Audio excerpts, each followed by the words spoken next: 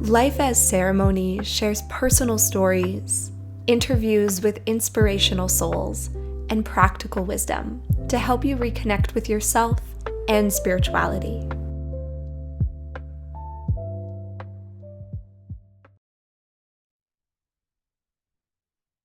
Welcome back to another episode of Life as Ceremony. Today we have Lee Spence joining us. She is an Ininew, Métis, and mixed settler woman from York Factory First Nation. She was born and raised in Northern Manitoba, and she's the founder of Embodied Resurgence. Thank you for Mm. joining us today, Lee. Yeah, thanks for having me, Sam. I'm excited to be here. Are you ready for a few rapid fire questions? I am. Let's go. Okay, so we'll start with this or that. Uh, Okay. Sweet or savory foods? In this moment, sweet. Sweet, yeah. Sunrise or sunset? Sunset. Dogs or cats? Dogs. Eagles or wolves? Ooh, eagles. Eagles. Why eagles? I I feel like I just have I see them more often, Mhm. and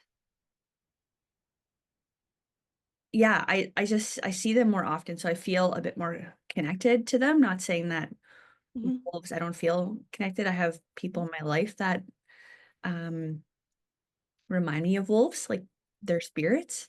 So, yeah, I guess in this moment it's eagles, it could change. Okay, I'll have to Mhm. follow up with you. But yeah, thank you for sharing. Okay, always having to sing instead of talk, or always having to dance instead of walk? Mm, I would go with dancing. Everyone has answered dancing so far. Yeah, No one has chosen singing. yeah. I think for me, like, singing is, like, pretty vulnerable, Mhm. and it's something that I'm working on, like, moving through. Like, I feel a lot of nervousness when I think about, me having to sing. So, yeah, I would probably dance instead of walk. Dance instead of walk. Yes. I had someone share that. That'd be a great way to get movement and exercise in your daily life anytime you had to go somewhere. Just add. Yeah, and you don't have to be good, like, that No, you could be silly about it and really have a good time. totally. Yeah. Do you have a favorite season? Mm, I would say winter. Winter. Nice. Me Yeah. too, actually. Yeah. And that's Why is that? I am an introvert and I just feel like winter more reflects my introvert, like it just honors the introvert in me and I just feel this ease in hibernating and peace. And Mhm, yeah, I don't know, in the past like few years I've just gotten a lot more comfortable in silence and solitude and I just feel like mhm, winter honors that for me. Yeah. What about mhm. you? I can relate. Yeah. Yeah, I think as I've gotten older, I think for me, winter used to be really difficult for me because I think, like what you were saying about, like, befriending yourself, enjoying your own company, being in solitude on your own, um, alone. I really appreciate that as I've gotten older because I find that, so for example, with summer coming up, I find like I feel like summer could be really chaotic Hmm. and really like demanding of my body, Totally. sun and like just the energy I feel. So I would say winter. Hmm. Yeah. Yeah. Yeah. Mhm. I also love the snow, and I'm Mhm. currently in Whistler, so I have that. But Vancouver, I genuinely miss the snow. You know, being in Winnipeg, it's so bright, and yeah, I don't know. There's lots of fun activities to do in the snow, Mhm. and when things are frozen over. So yeah, I actually miss that about Winnipeg. Really, eh? Ah, I do. Yeah, I love the Mhm. snow, but I guess not for like 6 months. Like it's a little long. Yeah. Yeah, it's a full season. Yes. What is the best book you've ever read or best book in the last year, if there's just one that's more top of mind? It's a really good question.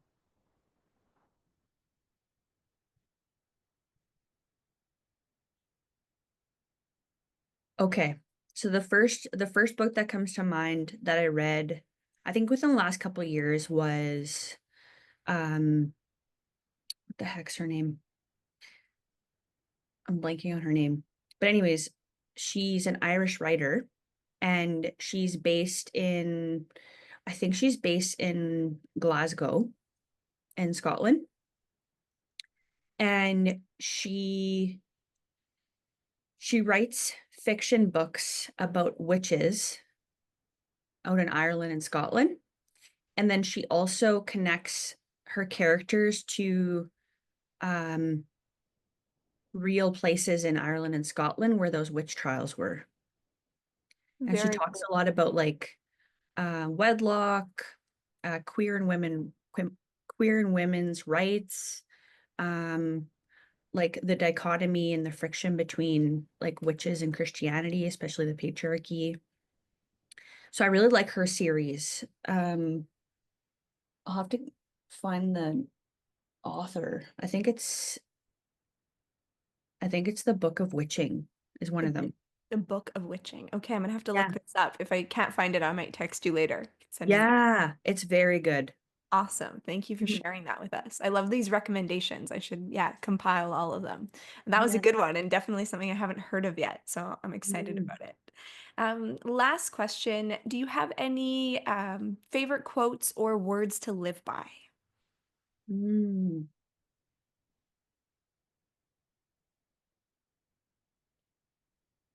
So I guess the one that comes up for me is that I don't believe in coincidences. Like I feel like sometimes people will say like, "Oh, like what a coincidence," and I'm like, "Is it though?" Because I'm like, I think that there's like something else bigger than us that connects us when those things happen. And so, yeah, I think that oftentimes reminds me of like being present Mhm. and being grateful for those coincidences or when those things align. Mhm. Yeah, the power of signs. Yeah. The secret language of the universe. That's a Hmm. yeah, it's a book, but no, I thank you. I love those words to live by, reminding all of us to, be present, pay attention. And also Hmm. you're reminding me of the felt sense of connection when Hmm. there's a noticing. Like Hmm. it's not a coincidence, it's a sign, it's serendipity, it's like creation at play before our eyes. How Hmm. magnificent is that? And I think when we drop into that feeling, you mentioned that gratitude and we feel so connected. It's Hmm. very powerful and it's not just a coincidence. Yeah. And I think it can bring, like for me, it brings a lot of joy in those moments Mm, where if you think about like the day to day, you know, the day to day could be quite mundane if you're like in a routine, your routine could be predictable, but those like moments of connection and presence, mhm. like I feel like those are like really cool memories to look back on. Totally. Do you Hmm. ever ask for signs? Hmm. Yeah. Yeah, I started, when was that? Like quite a few years ago. But another book that I had read was The Spirit Talker. Sean Leonard. Yeah. Yeah. And so that was really inspiring to me about where he talks about in his book about, asking for a sign from his dad that had passed and put out a dime. Yeah. And then I guess his then partner he was like, "Did you put the dime on the I think it was a dresser?" And she's like, "No." And he's like, "That must have been my dad." So I, hmm I think I asked for signs for, yeah, for different things. Sometimes I gotta wait a little bit longer, but hmm yeah, and then I kind of forget about it and then it happens and I'm like, "Oh, that's cool." What about Totally. you? Yes, absolutely. I can relate to this so much. And when you were talking about the dime story, it just reminded me very recently, I did a silent retreat, and the day I left, so I was in like this solo little cabin, and there's bunk beds, but I'm the only person in there. And the day I was leaving the silent retreat, there was like a lineup of pennies and heart charms and everything on like the ladder to the bunk bed. And I'm sure it was there the whole time. But it took me a weekend of pure silence and solitude to start paying attention and notice that. So I thought that was quite funny that I happened to notice as I was leaving the retreat. And I was like it felt like such an obvious sign and it was right there the whole time, but I didn't see it until I was leaving. And then I was the only cabin with a painted hummingbird on a chair on the outside. And sometimes hummingbirds will be a sign for me too. And I just thought that was quite funny because I did not notice at all until I was leaving. Yeah. So interesting, eh? Yeah. So I needed that weekend to bring me back into presence. Otherwise, I would have continued to float through life, missing all the signs. Yeah. Yeah. Yeah. Okay. So Embodied Resurgence. You founded Embodied Resurgence. Can you tell us more about your business, what you offer and share with people, and really what inspired you to do the work that you're doing now? Hmm. Yeah, I mean, I think what has it been? I think 12 or 13 years now since I graduated university with my undergrad degree.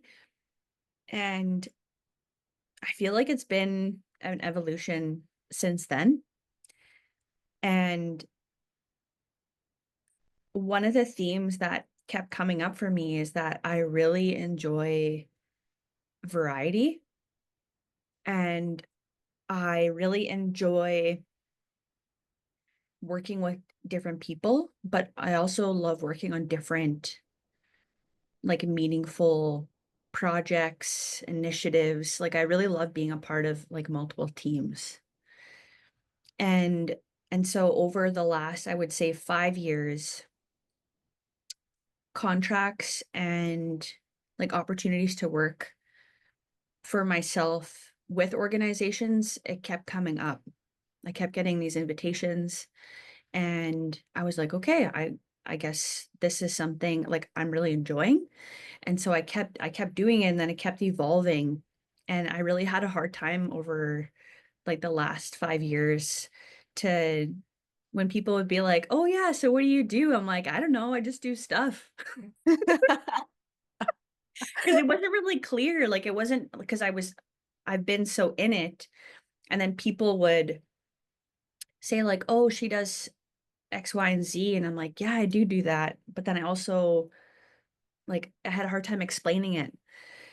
And so I think when this, I guess, next phase of my business of Embodied Resurgence, I work closely with a business mentor who is steeped in like human design, who's an activist, and also a social worker down in the States. And she was asking me all of these really interesting questions. And it really got me thinking about, okay, so what exactly, like, what is my mission or vision? And why do I, like, what kind of medicine do I share with people when I'm like working in relationship with them? And a few things had come up, and I think it's connected to that workbook of like modern ancestors, like living your legacy around those four questions that the late Murray Sinclair shared around who am I? Why am I here? Where am I going? And who am I think is the fourth one. So I think with those four questions and then the work that I've evolved into is that I've really kind of like stepped more boldly into like this decolonial work. And I think I was doing this decolonial work previously before I started referring to it as that because I've always been really curious about challenging the status quo and asking why things are the way they are and why people, like individuals or groups of people, tend to not challenge the status quo. And so I started to get really curious about that. And like over the last 5 years of the healing work that I've been doing is a lot of like that reconnecting to like all grandmothers and grandfathers of ancestors that have passed, including, you know, like the ones from Ireland and Scotland and the Shetlands, and also my Korean Métis ancestors. So I think I've had to make a lot of amends Mm. with all different ancestors, and where that's, I guess, shifted me into is that space of um like responsibility and accountability individually, and also um the collective work that we need to do together, and how um I think with the status quo, I was just doing some research yesterday on white supremacy and how um there's different types of characteristics of white supremacy that wants to keep you in line, and doesn't want you to challenge, to be stepped out of line. And so I can reflect on that, like growing up, like really young, asking questions, wanting to try new things. And I think there's a lot of fear that comes up around, like, with adults that haven't had a chance to be curious and to be silly. And that could be from like a range of different reasons, like trauma, intergenerational trauma, having to grow up quicker. There's so many reasons. So I think with the embodied resurgence, like, I guess where I'm going with this is like that thread that's weaved through all the work that I've been doing over the last, I guess, 12, 13 years, is that, like, I really feel inspired when people are embodied and reclaiming their and speaking their truth. So for me, like, embodied resurgence is like, it makes me think of Elder Mary Kershane, who's from Saugeen First Nation. She's an elder that I've worked with a couple times through Indigenous youth storytelling program. And I remember a couple years ago, she had said to the youth that were starting this program, she's like, "We're in Indigenous Renaissance." And, and she's someone that went through residential school, was a co-founder of Children of the Earth High School in the North End in Winnipeg, has been like a tireless leader and matriarch within the education system. And so it makes me think about how, like, this embodied resurgence is happening, and that it we can resurge at any point in time throughout our life, but we also need our community care and the collective to be able to do that. And what I see when I'm doing my work is seeing that safety has to be decided by by each person in that group, but Mhm. also having that connection and belonging, which often um, isn't centered in a lot of the colonial systems, including education. And so I think about a lot of those things, and those are some of the themes that I see. But like I said, when people are find ways to embody their whole selves holistically, then I feel like more people are going to be unstoppable. And I see a lot of the youth embodied and really curious and like deeply intelligent and spiritually connected. And I'm just like, we're good. We're going to be good when we're old. Does that make sense? Yes, totally. Okay. I'm curious, and especially when you talk about the youth, which demographic do you work with the most? And do you work with individuals and companies?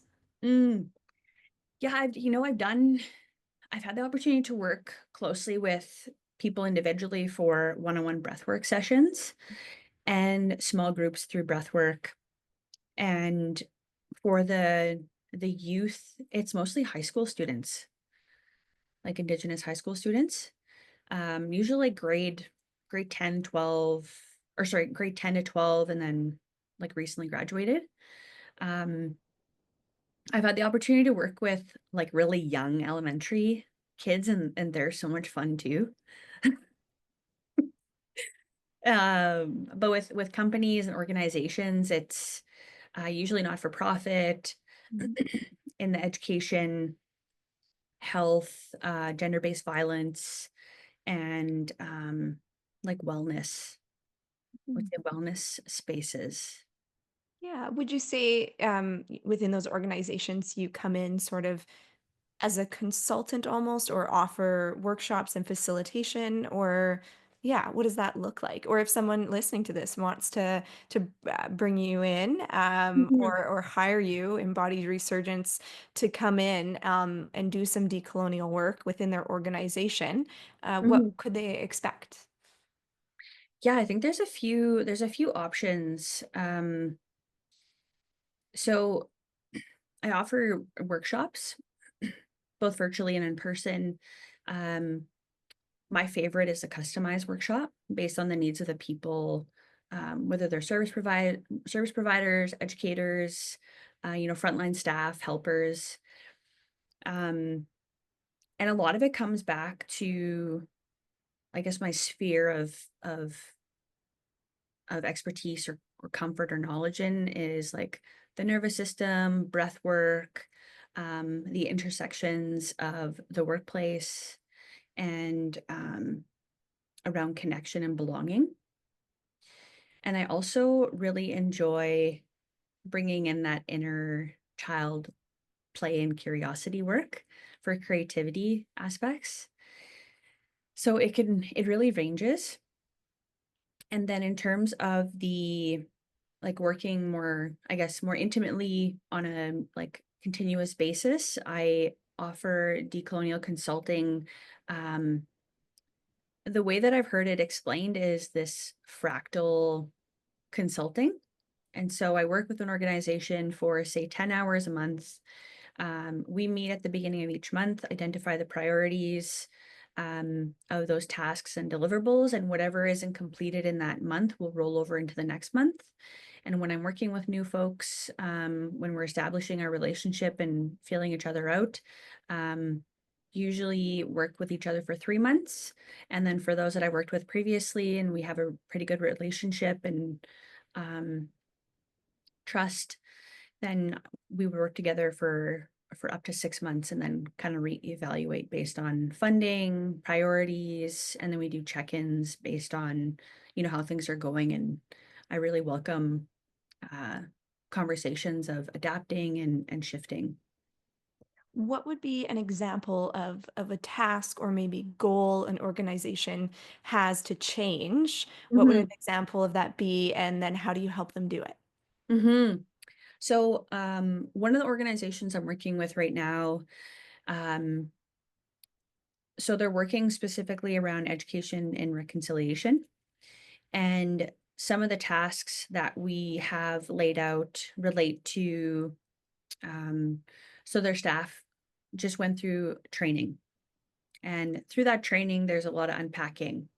So, in between the first training into the second training, we're going to develop a bit of a plan together to see how we can create that community care from training one to training two, whether that's sharing circles, whether that's access to ceremony, um, kind of like whatever it is. And one of the things that we're going to trial is instead of a written survey, we're going to try voice notes.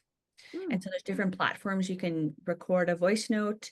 So they'll send me a voice note, I'll listen to it, compile their thoughts because I'm mindful of options of sharing rather than only a written survey. And then so that's one idea. Another second idea is because there's filming aspects included in this work that we're doing together or that I'm doing with this organization, there's some writing that's also that is what am I trying to say? There's the writing aspect within the documentary or the film. Mm. So that's the second task. And then the third one would be around partnering with other organizations to see what they've done to shift the dynamics within the systems. Tell me more about that last part. Shift the dynamics within the systems. Yeah, so that would be so for example, um I can't remember the name. Okay, I remember now.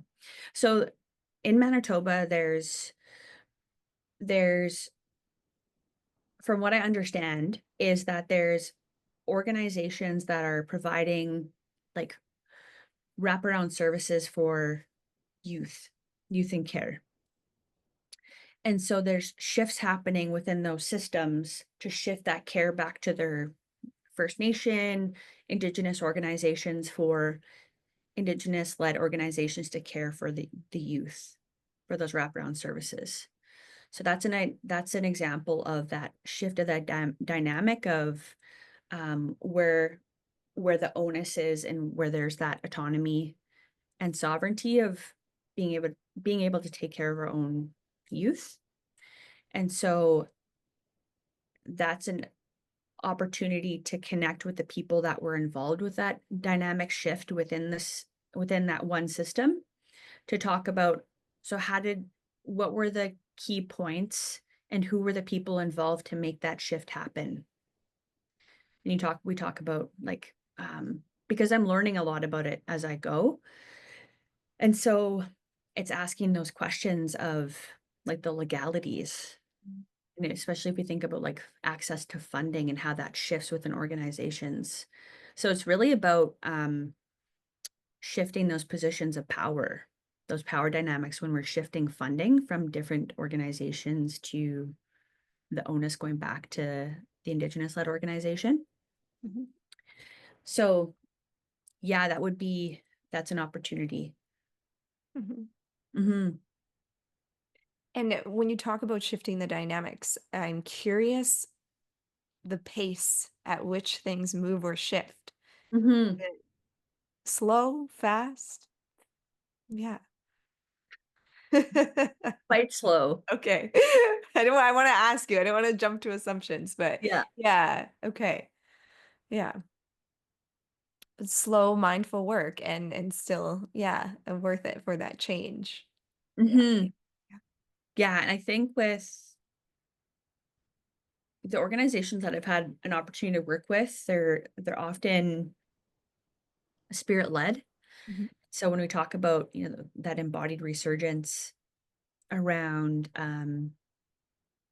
that holistic approach and that spirit connection or spiritual connection is, like, equally as important, Mhm. if not more important than the emotional, physical, and mental. Mhm. So, because I find that, um, oftentimes we're conditioned to work from our mental a lot of the times, and so when we shift into the spirit side of the work, the emotional and spiritual connection is often, like, weaved together. Mhm. The spirit-led organizations, I'm Mhm. curious if there's any that you're allowed to share or any particular organizations or projects that stand out to you that like really excite you or it's been Mhm. cool to be part of. Yeah, I would say, so I'm working closely with CETA. So they're based here in Winnipeg, and their executive director is Jordan Bighorn. And I would say it's been really fascinating working with him because, um, we first met a few years, I think it was before the pandemic. And I was a part of working with Winnipeg Boldness Project, and they were working on a leadership bundle to speak with leaders in the North End community to create um, conversations around how they can better listen to leaders in the North End, but also co-create spaces for up and coming leaders to be mentored by existing leaders in the community. And Jordan and I had a really interesting conversation, and he's a First Nation man, and it was really interesting because both of us ended up crying in that interview. And I think what really resonated with me was, um, being really inspired by First Nation men that are gentle, kind protectors that are in touch with their emotional and spiritual selves. And I think that that's a part of the work is allowing those connections to form emotionally and spiritually. And I think that's a part of that like resisting the colonial project of reconnecting to ourselves in those ways as a way to resist, but also reclaim our ways as human beings. Beautifully said, and thank you for sharing that story with us too, and what Mhm, touched your heart the most about, yeah, being there working with that project, and even that memory of that, mhm, of, it sounds like it was surprising at the time that the two of you cried during that interview, mhm, and what that, yeah, meant and brought up for you. mhm. Beautiful. Thank you. Yeah. Yeah. On your website, you talk about transmuting apathy into liberation. Can you Mhm. tell us more about what you mean by this? Yeah, that's a really good question. I think for me, when I think about transmuting apathy to liberation, um, I touched on this a little bit earlier in our conversation, and I feel like it's I feel like it's a lot of letting go, Mm, and it's also that curiosity, restoring that curiosity aspect of it. And I remember when I was in university and I was struggling mentally, and I went to I think it was a counselor, a psychologist, and they they shared this book.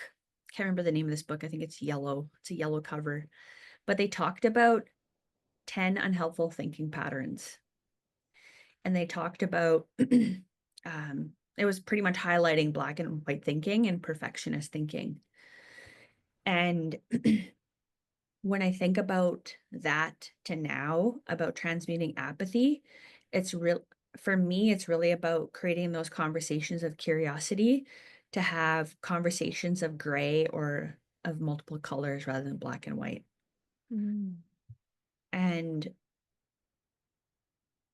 that can be really interesting space to be in, because for a variety of reasons, some folks they haven't had the, like, chance to feel safe to express verbally what they actually think, or express, like, the sensations in their body that shows up when they don't say something, um, or how they're feeling.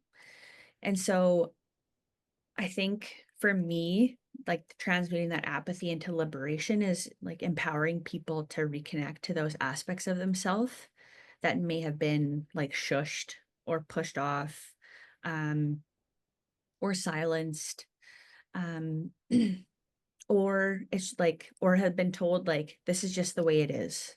mhm, And so a lot of that apathy, I think, comes from swallowing a lot of what we need to say, or like different forms of expression. Um, and I think a lot of that can cause a lot of harm within ourselves, but also it can be projected onto other people and on all living beings. We think about the extraction or the way that like the earth is treated. So I see a lot of those intersections when look at that transmuting apathy to liberation. And you think about gender-based violence. And so I see all of those very much connected to one another. Um, but also I think about choice and consent, which often isn't centered in a lot of the systems. Those colonial ways of being have been rippled and embodied in many different communities and human beings throughout the world. And so I think having those conversations around choice and consent, um, may help other people, may help those that are present or listening or curious about it to know that they do have choice and consent, but there also has to be safety and belonging and connection. Mhm. when you spoke about like apathy is that what we swallow, Mhm. what came to mind for me was truth. Like we're Yeah. swallowing our own truth, and then Mhm. it's showing up as apathy, and in which to me makes a lot of sense when it comes to speaking, acknowledging, or even just feeling our truth, how freeing or liberating that in itself Mhm. feels. And yeah, I wholeheartedly believe in truth, all of us reconnecting with our own truth, Mhm. speaking that, like, that's what, individually it's going to spread like a ripple Mhm. to everyone. And in terms of that greater liberation that I think you might be speaking about when you say transmuting apathy into liberation, Mhm. reconnecting with that part of truth, and that's how we'll do it.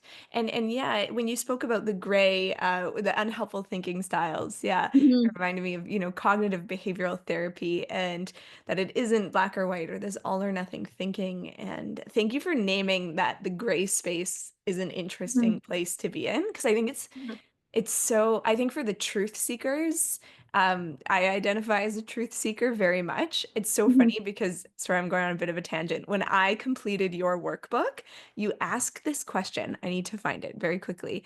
But Mhm. it's like later on in the workbook, oh yeah, what are you pulled to in your life? I wrote one word and it's truth. And this is before, obviously before our conversation today. Mhm. So I thought that was interesting. But for me, truth exists within the gray, that, Mhm. a lot of folks are, I think, and myself included, we're stuck in this place of like what's right versus wrong when we Right. need to be accessing truth, you know? Mhm. And if we're just debating between right and wrong all the time, we can stay in a really fear-based place Mhm. than accessing truth. And I think that, thank you for naming and sharing also everything that's needed in order for us to access truth, which is safety, belonging, Mhm. and connection. Because without that, how are we supposed to, turn towards our hearts and access Mhm. truth within? Um, which now has me curious, how do you help people create that sense of safety or belonging or connection so that they can access their truth? Yeah. Thanks for sharing that question about like with your response to truth, like what are you pulled to? It's I'm always really curious on what will come up. Um so to answer your question, I feel like for me it's really, you know, sharing with people when I'm working with people, kind of where I'm at, like Yeah. being really human with other people and, not, I mean, I come in there and I know that I know what my roles and responsibilities are. And I also center, like I said, choice and consent. Um, around, for example, when I'm facilitating or co-facilitating with a group of folks, I talk about like, okay, what do you need today? And really set an intentional day with space to eat, space to like get to know each other, space to have fun, whether that's icebreakers or art or gift giving, um, whether it's also incorporating like breath work or sound bath, having medicines present in the middle, welcoming tears, welcoming when people feel activated and letting them know like we're not here to shut it down. Mhm. When those activations come up and what do you need when you're activated? Because we're here to support you or I'm here to support you. And so I really come from the place of like humility and I often share like I'm always getting humbled. So Yeah. so if you want to join in, welcome. Um, so I think for me, it really comes down to that consent and choice around like, so for example, if there's questions or like suggestions on activities or different things we're going to be moving through, I invite them to say, like, I let them know, we're going to be asking different questions. If you prefer to like listen and be present, then that's equally as important as you expressing like verbally. Um, and so I really acknowledge that. And I learned a lot of these ways of being from a ceremony sister of mine, Angela LaValle, who is a Cree woman from around the Paw, around Cormorant, Manitoba. And she's this really gentle, fierce Cree woman. And she leads a lot of her work this way. And I've had a really beautiful, like a lot of beautiful opportunities to work closely with her and learn from her, both in like the workspace, but also the ceremony space, community space. And so when we think about those ways of learning and that knowledge transfer, that intergenerational learning space is is a way of reclamation because there's I only know so much. She knows what she knows. And like if we don't know, like for me, if I don't know something, I just say I don't know. It's a good question. Mhm. And so I really welcome that humility and that honesty Mhm. aspect of it. Yeah. Mhm. Absolutely. The minute you said like human, I just show up and I'm just human. I felt Mhm. myself exhale and my whole body relax of, you know, Mhm. you just feel it even in that one word of like permission to not know. And Mhm. yeah, and just, I think that in itself reduces any sort of shame anyone, showing up might have in not knowing, and I think that Mhm. I also think, that's also true leadership. What you're describing to Mhm. me is showing up, and being really human, because I think that, yeah, I think for folks showing up, they're looking to, whoever might be leading or facilitating, and for Mhm. that leader or facilitator to just show up in their humanness and Mhm. just demonstrate and embody self-compassion for Mhm. what you may or may not know. That is so that's, in my opinion, much more powerful than talking about self-compassion, but embodying it and demonstrating it. Uh, Mhm. yeah, really beautiful. Yeah. Yeah, and I think like the expression oh wait, I'm gonna back up a couple steps. Mhm. So I found that when I went through university, after university, I had to do a lot of unlearning because in university they say, you're the expert, you're the professional, and they don't explicitly say like to talk about power dynamics and the intersections of multiple identities. And so I had to unlearn a lot of that because I was like, why am I mentally preparing for all of this stuff? Like, I don't even know some of this stuff that we're going to be moving through. And like, I'm not even equipped. I don't even have lived experience within this area. So if I come from a place of like, I'm learning beside you, then it just felt a lot more real, like Mm. for me. And it reduced a lot of that shame or that imposter syndrome that can come up. And I'm like working with older people and I'm like, man, like I'm just learning. I'm a lot younger than you. I'm mindful of that. But I'm also here to hold space and learn from you so that simultaneous role, I guess, shift of student and teacher is something that I weave in it because I'm always learning. Like I'm not Mhm. like that's something I look forward to, like learning or being present with other people. Totally. Yeah. Mhm. I think that when we, take on that enjoyment of learning, we're also Mhm. no longer striving to get somewhere to some sort of end destination, but welcoming that continuous learning and growth rather than Mhm. striving to be somewhere. Or Yeah. yeah. Yeah. Mhm. I want to ask you about your workbook, the one I Mhm. mentioned earlier because I brought up a question of what am I pulled to, and my answer was truth. But so Lee created an amazing workbook called Cultivating Your Legacy. Uh, can you tell us more about what inspired you to create it? Mhm. Yeah, I think it was during the pandemic. I I was really inspired by Murray Sinclair's questions that he posed. And when I first came across these questions, they were shared by an Anishinaabe knowledge keeper that I was working closely with in a traditional parenting program. And she posed these questions for the moms and or parents that were in the group. And I'm like, holy smokes, like I'm in my early 20s. These are great questions I've never even thought about or came across. And so I was like, well, I was like, if these questions are helpful for me, they're likely going to be helpful for, other people that are wanting to reconnect to themselves. And so the second iteration the one that you're referring to, is um, it weaves in those four questions, and it also has opportunities for reflection, the integration, and then the embodiment. And I feel like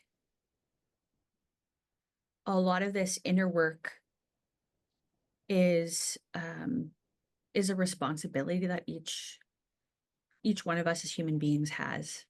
And of course, there's like layers and complexity to that. And I remember working with one of my brothers, Larry Brass. He goes by Mohegan, who's which means wolf in Cree. That's why I was like talking about like the wolf earlier. I was thinking about him, and he talked about how no one is responsible to do your own healing. You're responsible for your own healing, um, and you have a responsibility to do that. No one's going to come save you. No one's going to come and do that hard work for you. No one's going to come cry for you. All these different emotions that we can feel as human beings can be really scary, if you come from that place of fear. And so when I think about those four questions, that's the reason why I weaved in the meditation, the invitation to move through it at a pace that feels digestible and good for that person that's moving through it, and to also come from that place of like kindness and curiosity, because those are big four questions. Like, they're complex, and they're likely to shift through the different seasons of your life. Would you mind repeating the four questions for us, for listeners? Ah, so it's what the heck is it again? Who am I? Where am I going? Why am I here? And who am I? Did I Where do, where do I come from? Where do I come from? That's it. I Yeah, repeated, who am I, right? yeah. Okay. Yes. So yeah. So those four questions can be really big Mhm. and complex. And I think for like for example, for myself, when I thought about, like, I grew up knowing that I was Cree. Like, my dad, all my aunts and uncles, I had an opportunity to spend about, I think it was 4 or 5 years with my grandpa before he passed. He only spoke in Cree. And but my mom's side, I didn't know a lot about. And because she moved up north when she was quite young, and then so I had to be really curious about it. And so when my fiance and I went to Ireland, Scotland, and the Shetlands, I think 2 falls ago, I went to the area where my um, great grandfather's family lived before he, came to Manitoba and settled as a farmer here. And so I think and of course that's a big privilege to be able to travel there. And I think when I was there, it felt really heavy in Ireland, and spots in Ireland, and in some areas of Scotland, and in the Shetlands, it felt like I was at home again. And so I think it's my granny's dad or grandfather that's from the Shetlands, so McPherson side. And so being over there, and hearing different stories from people that we had conversations with, you could really see the complexities and the oppression that existed, and just how harsh it was. And I could see and I could feel why people would have left. And then so I had to make amends with, the settler ancestors that came over and likely caused harm, directly or indirectly, to Indigenous people here in Treaty 1. And so there was a lot of grief, but I also feel like there was a lot of empowerment around that, making amends, because it was a reconnecting in that way. And I think for me, because of my mixed identity, I feel like I have a responsibility to have those conversations around privilege and how privilege isn't bad. Privilege is really good. And it's what makes it good is how you utilize that privilege to make change and the impact that that has. And so I feel like for those 4 questions, it could be really fluid for people with wherever they're at. And it Mhm. and it could somewhat be like a foundation point that can people can come back and revisit if they choose to. Um, and you can have fun with it, Mhm. right? Yeah, totally. Mhm, Yeah. When you talk about making amends with your ancestry, mixed ancestry, it sounds mhm, like going to the land itself was part of that for you, making the mhm, amends. Was there anything else that helped you make amends? Or if anyone listening to this, because I know there are lots of listeners who have mixed ancestry, mhm, and let's say they're unable to maybe go visit some of the lands of mhm, their ancestors, what are ways they can make amends? hmm. Yeah, I think that could be quite personal, and I think with, I think there's lots of different ways. I think that you can so for example, I still have to look into this more, but I don't know that my Irish ancestors would have been Celtic or not. And so if they were so say if they were Celtic, I can learn and practice those Celtic practices, whether that's making offerings, whether that's working with specific herbs. Um, so reclaiming those ways.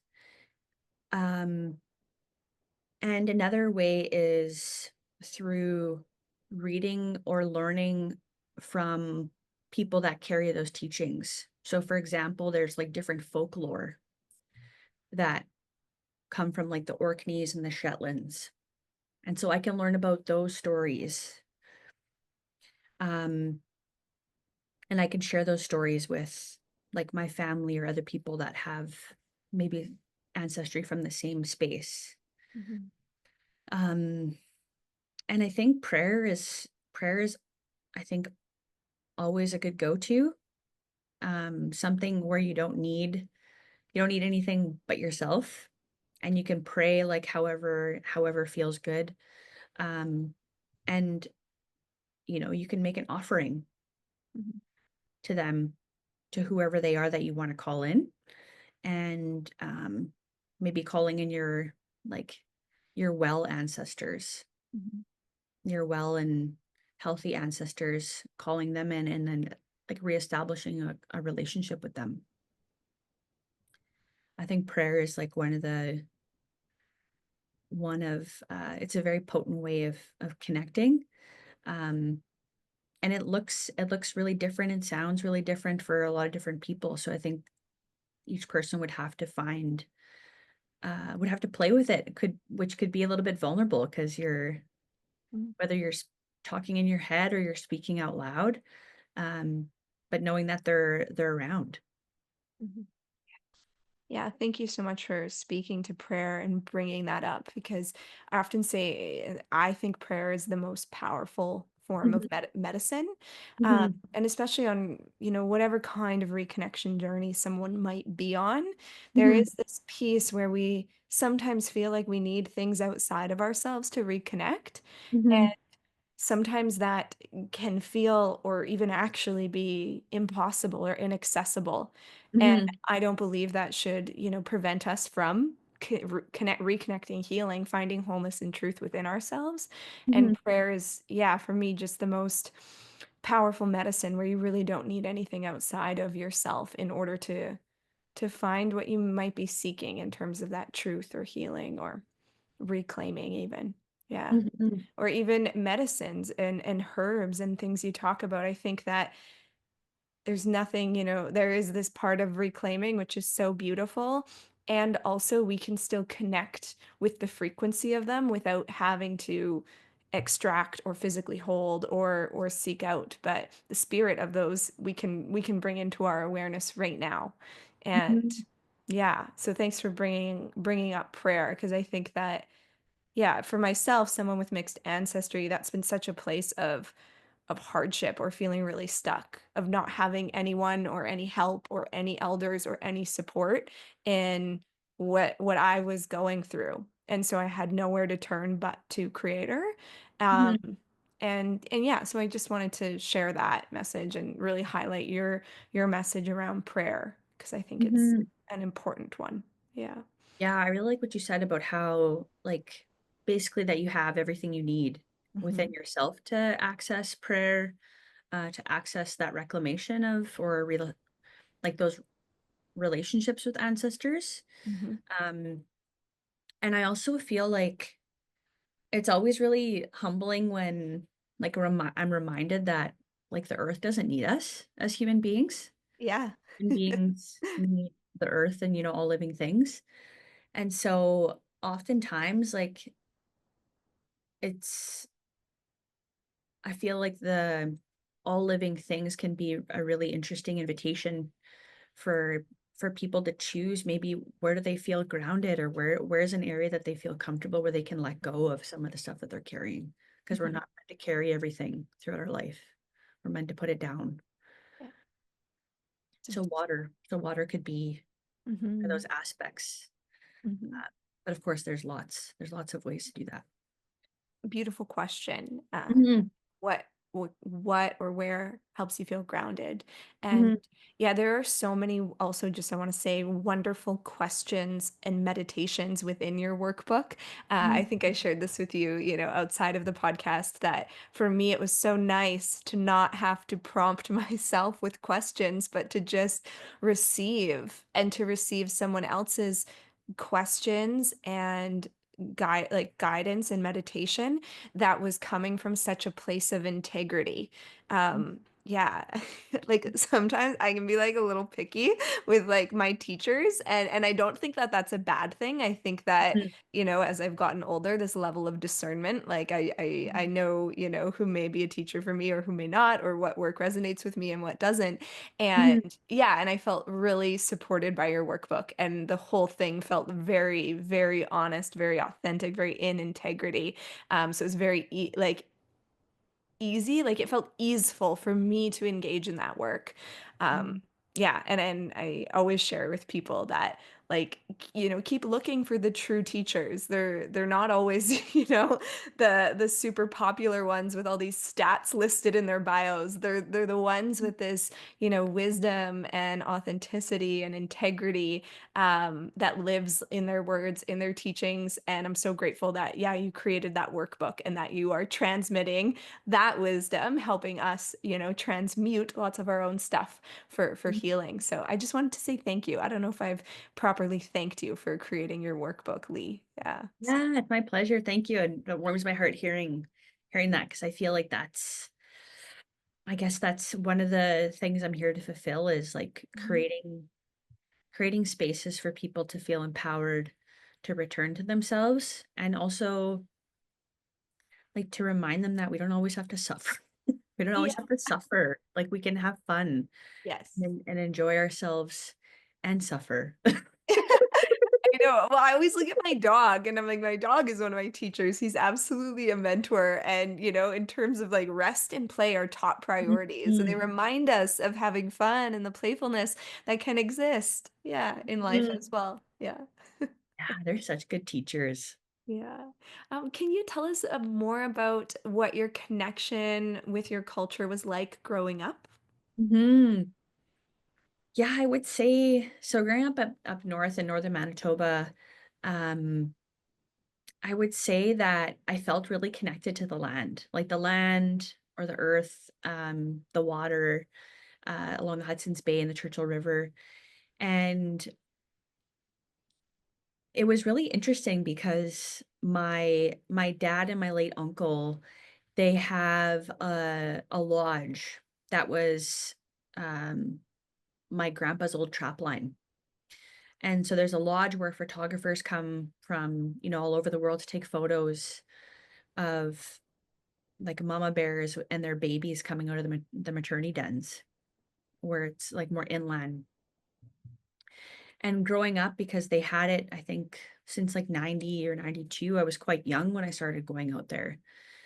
So we would go skidooing, we would go sliding down the hills, we'd play outside, of course, help around the lodge, setting up beds, bunk beds for like guests. And so I think that aspect has always been quite strong, that connection to the earth, connection to um, the water.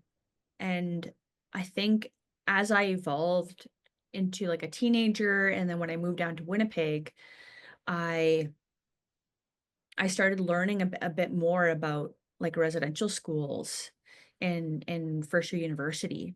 And and rightfully so, no one really talked about it, when I was young. And so when we talk about culture, m- it's a bit backwards sometimes. So when you leave the north and come to the south, um, there's ceremony. There's more access to ceremony, and it is changing in the north, which is really beautiful. So I attended my first sweat lodge when I was 19. And so all of these things were a theme on how like I felt this hunger for this spiritual connection.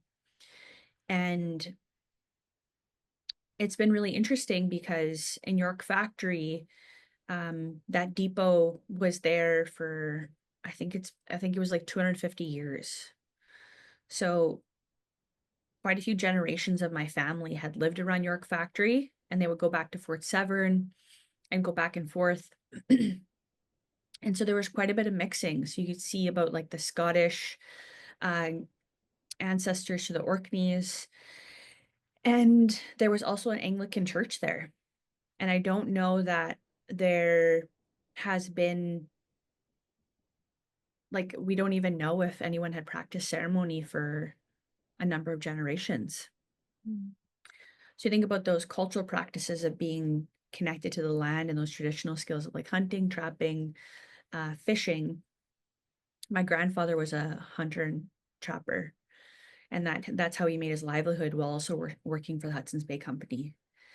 And so when I think about like access to culture and access to ceremony, um, it could be quite complex because my grandparents on my dad's side were fluent Cree speakers.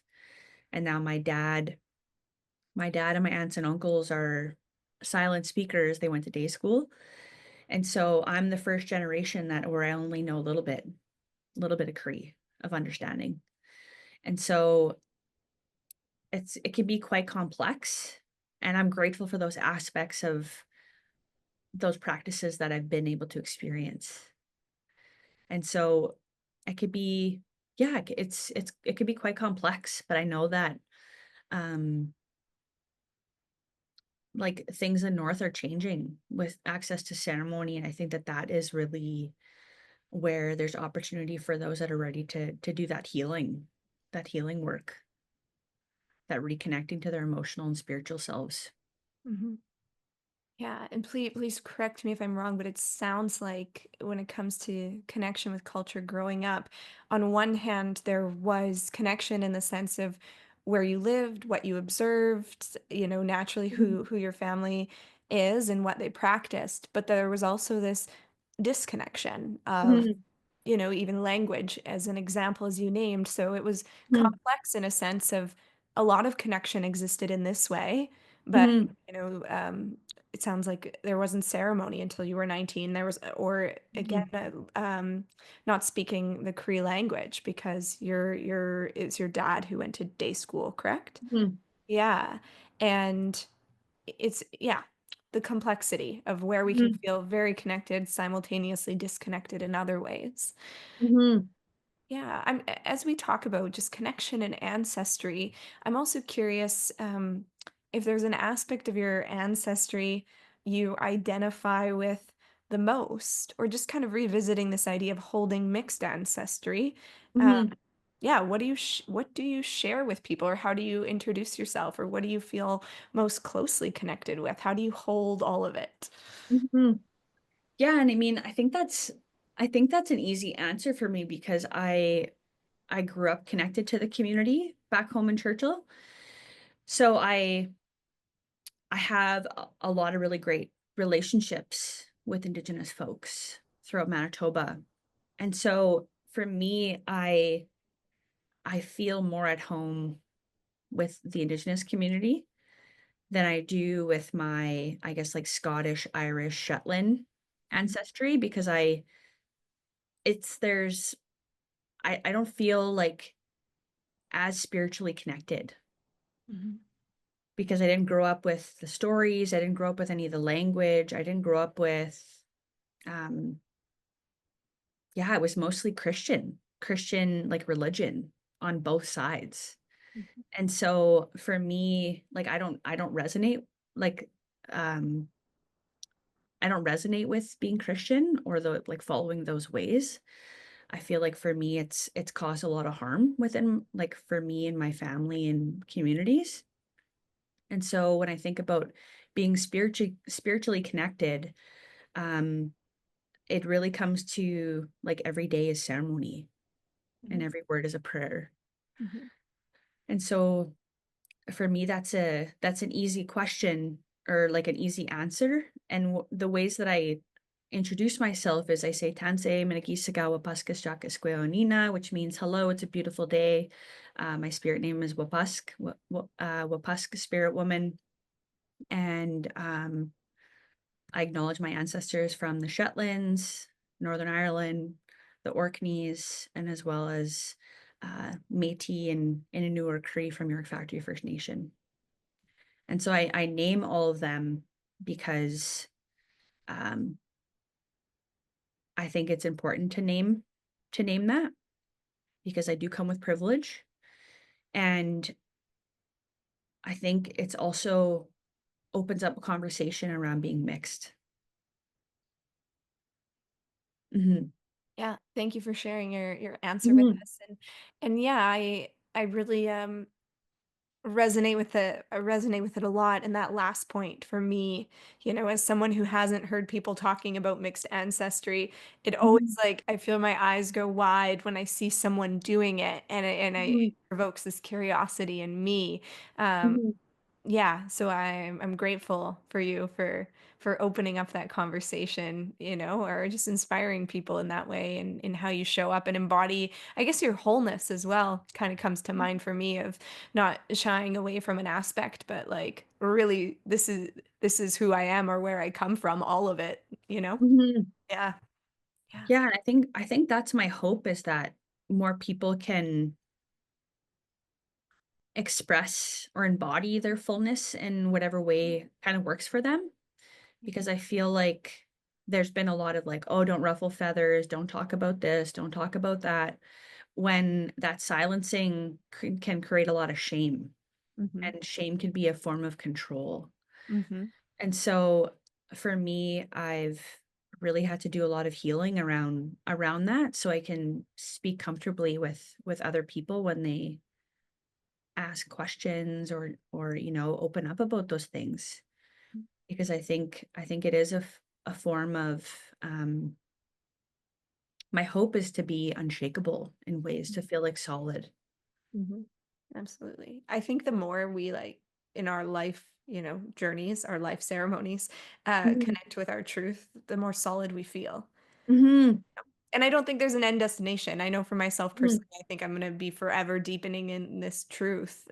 Mhm. And I imagine that solidness will grow. And maybe I'll go through Mhm. awakenings where it will totally fall and crumble. And then I'll have Yeah. to, refine that truth and that feeling of solidness again.